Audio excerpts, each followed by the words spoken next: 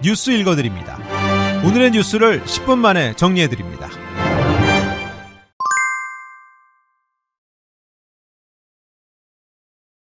LA 남쪽 샌페드로 지역의 47번 프리웨이에 빈센트 토마스 교량 구간에서 전기차에 사용되는 리튬 배터리를 실은 트레일러가 전복되며 일대가 양방향 통행이 통제되고 있습니다. 사고는 어제 발생했고 컨테이너에서 화재가 발생한 것으로 나타났습니다. 배터리가 적재된 컨테이너에선 강력한 폭발이 일어났습니다. 소방당국은 배터리 화재를 진압하기보단 배터리가 스스로 꺼지길 기다리고 한 것으로 전해졌습니다. 현재 교량은 오늘도 차량 통행이 통제되고 있습니다. 민주당 대선 후보인 카멀라 해리스 부통령이 핵심 경합주인 펜실바니아에서 오차범위 밖에서 공화당 대선 후보인 도널드 트럼프 전 대통령을 이기고 있다는 여론조사가 또 나왔습니다.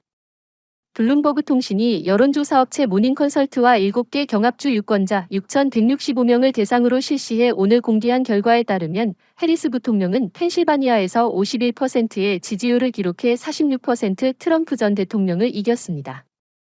해리스 부통령은 또 네바다에서는 7%포인트, 미시간 3%포인트, 위스콘신 3%포인트, 애리조나 3%포인트, 노스캐롤라이나 2%포인트 등 펜실바니아를 포함해 모두 6개 주에서 트럼프 전 대통령보다 5위에 있었습니다. 경합주 중 조지아에서는 해리스 부통령과 트럼프 전 대통령이 지지율이 49%로 같았습니다. 이민 문제에 대해서는 트럼프 전 대통령이 14%포인트를, 낙태 문제에서는 해리스 부통령이 24%포인트가 각각 우세했습니다. 11월 대통령 선거에서 1990년대 중후반부터 2000년대 초반에 출생한 지세대의 표심이 선거의 승패를 판가름할 것이라는 분석이 나왔다고 워싱턴 포스트가 보도했습니다. 2022년 인구조사 데이터를 분석한 결과에 따르면 미국 유권자 중 G세대는 약 18.3%입니다. 약 2억 3천만 명 중 4,200만 명입니다. 이들 절반은 유색 인종입니다. 특히 최대 격전지인 펜실바니아, 조지아 등 7개 경합주에서는 780만 명이 투표에 나설 수 있는 것으로 나타났습니다. G세대 유권자층은 어린 시절부터 스마트폰을 쓰고 온라인 환경에 적응한 디지털 네이티브이며 코로나19에 따른 학교 봉쇄를 겪은 세대입니다. 이들 세대는 2016년 대선 당시 18세부터 29세 투표율은 44%의 수준이었는데 2020년 대선에서 53%로 올랐습니다. 특히 2020년 대선은 당시 대학생 3분의 2가 투표에 나선 것으로 집계됐습니다. 플로리다주 서해안에 상륙했던 허리케인 헬렌이 열대 폭풍으로 약화되었으나 수백만 가구와 사업체가 단전에 시달리고 있습니다. 현지 시간 오늘 오전 8시 기준으로 플로리다주 120만, 조지아주 97만 4천, 사우스캐롤라이나주 97만 4천 곳 및 노스캐롤라이나주 33만 곳 등 350만 곳에 전기가 끊겼다고 뉴욕타임스 등이 전했습니다. 현재 헬렌은 중심이 플로리다주를 벗어나 조지아주 북부에 있으며 폭풍과 폭우를 동반하고 노스캐롤라이나주 맨 위까지 올라갈 것으로 예측됐습니다. 그럼에도 돌발 홍수와 단전 사태는 물론 인디애나주 및 테네시주까지 이르는 서쪽 구간에 토네이도성 돌풍을 일으킬 것으로 경고되고 있습니다. 일본 차기 총리가 이시바 시게루 전 자민당 간사장으로 결정됐습니다. 사실상 일본의 차기 총리를 뽑는 집권 자민당 총재 선거에서 이시바 전 간사장이 선출됐습니다. 이시바 신임 총재는 상위 1위와 2위가 맞붙은 결선 투표에서 극적으로 역전했습니다.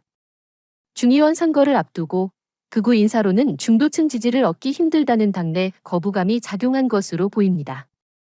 당내에서는 비주류로 2008년부터 4번 총재 선거에 도전했지만 아베스가 기시다 전 총리에 밀려 패배했습니다. 이시바 총재는 한일 역사 문제와 관련해 강경 우익 세력과는 다른 목소리를 내온 비둘기파로 분류됩니다. 사전 오기 끝에 일본 정부를 이끌게 된 이시바 총재는 다음 달 1일 열리는 임시국회에서 100일 대 총리로 지명될 예정입니다. 한국 뉴스입니다.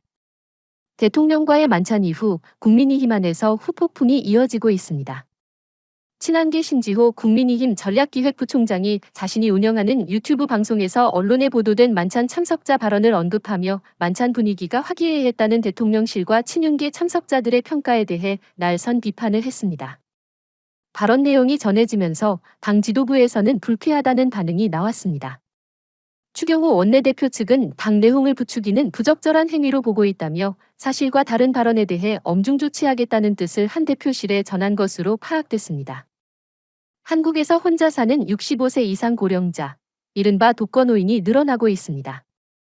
통계청에 따르면 지난해 기준 가구주가 65세 이상 고령자 가구는 565만 가구를 넘어선 것으로 나타났습니다. 이 중 37%인 213만 가구가 이른바 독거노인 혼자 사는 가구였습니다. 특히 독거노인 10명 중 3명은 대화할 상대가 전혀 없어 고립감을 느끼는 것으로 나타났습니다. 고령자 중 절반 가까이는 자신의 소득에 만족하지 못했고 노후 준비가 안 됐다는 응답도 절반을 넘었습니다. 노후 준비 방법으로는 국민연금을 꼽았는데 수급액은 58만 원 정도로 조사됐습니다. 한편 지난해 기준 전체 교통사고는 19만 8,300건으로 이 중 5분의 1은 65세 이상 고령 운전자가 낸 것으로 조사됐습니다. 올해 65세 이상 고령 인구는 993만 명을 넘어 전체 인구의 20%에 근접했습니다. 끝으로 날씨입니다. 남부 캘리포니아 주말 동안 선선한 날씨 보이겠습니다. LA와 오렌지 카운티는 낮 최고 기온은 79도, 밤 최저 기온은 60도 예상됩니다. 델리와 일랜드 엠파이어 지역 낮 최고 기온은 85도, 밤 최저 기온은 57도 전망됩니다. 해안가 지역은 낮 최고 기온 69도, 밤 최저 기온 58도 예상됩니다. 산간 지역 낮 최고 기온은 78도, 밤 최저 기온은 45도, 사막 지역은 낮 최고 기온은 96도, 밤 최저 기온은 55도 전망됩니다. 오늘의 뉴스 읽어드렸습니다. 고맙습니다.